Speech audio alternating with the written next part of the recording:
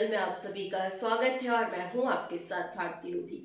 आइए बढ़ते हैं खबरों की ओर। दैत्यों के सेनापति और देवताओं के सेनापति कुंभ राशि में है। एक माह से युति किए हुए हैं और लगभग एक माह से युद्ध की स्थितियां चली है। ऐसे में मंगल का राशि परिवर्तन सकारात्मक संकेत देता है। ज्योतिष आचार्य भविष्य वक्ता पंडित विनोद गौतम ने बताया कि राहु दैत्यों के सेनापति हैं। यह लगभग एक माह से कुंभ राशि में मंगल के साथ युति में थे। दोनों सेनापति एक ही राशि में टकराव पैदा कर रहे थे। ऐसे में देवताओं के सेनापति मंगल 2 अप्रैल को 10 बजे रात से मीन राशि में प्रवेश करेंगे। मीन राशि में सूर्य के साथ अंगारंग योग बनेगा। देवताओं के सेनापति मंगल गोला बारूद सैन्य शक्ति के कारक ग्रह हैं, जो राहु से अलग हो जाएंगे। ऐसे में युद्धात्मक स्थितियां प्रकट करने वाले ग्रहों की युति बिगड़ जाएगी, जिससे 2 अप्रैल के बाद युद्ध में विराम हो सकता है। पश्चात सूर्य के 14 अप्रैल को 11 बजे दिन से मेष राशि में जाने से सूर्य मंगल का अंगारंग योग भी समाप्त होगा। शनि और सूर्य की युति भी समाप्त होगी। ऐसे में शनि राहु मंगल तीनों क्रूर विच्छेदी ग्रहों की युति टूटने से वर्तमान समय पर चल रहे महायुद्ध के विनाशक स्थितियां होने से बच जाएगी। ज्योतिष्य मठ संस्थान भोपाल के अनुसंधान के अनुसार ग्रह लगातार जनवरी 2026 से ही संकट काल की ओर बढ़ रहे थे। ऐसे में चतुर्ग्रही पंचग्रही योग और एक पखवाड़े में दूसरा ग्रहण का प्रभाव ऐसी स्थितियां निर्मित कर रहा है। साथ ही रुद्र नामक संवत्सर और रुद्र विषि का प्रभाव भी युद्ध का जिम्मेदार है। लेकिन राहत अब यह है कि ग्रहों के जमवाड़े अलग अलग हो रहे हैं। आगामी समय में मंगल से राहु की दूरी जैसे जैसे बढ़ेगी, वैसे वैसे विनाशक युद्ध की स्थितियां कमजोर होगी। 11 मई को मंगल मेष राशि में जाएगा, जिससे राहु से 2 राशि की दूरी होगी। इस क्षेत्र में यह दूरी भी सकारात्मक प्रभाव देगी, लेकिन अन्य ग्रहों की चाल प्राकृतिक प्रकोप, भूमि हलचल और भयंकर तूफान की ओर भी संकेत कर रही है। जी हाँ, ग्रहों के सेनापति मंगल 2 अप्रैल को राशि बदल रहे हैं। जैसे ही ये मीन राशि में जाएंगे तो कुंभ राशि पर जो ग्रहों का जमवाड़ा था, जहां पर दैत्यों के सेनापति राहु, शनि, सूर्य इत्यादि का जो जमवाड़ा था, वो समाप्त हो जाएगा। 2 अप्रैल को ग्रहों के सेनापति गोला बारूद सैन्य के कारक इत्यादि के शक्ति के जो कारक ग्रह हैं मंगल, जैसे ही राशि बदलेंगे ये युति खत्म हो जाएगी।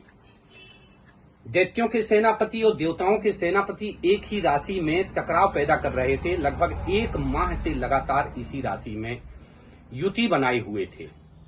इधर शनि और सूर्य की युति की स्थितियां भी बनी हुई थी।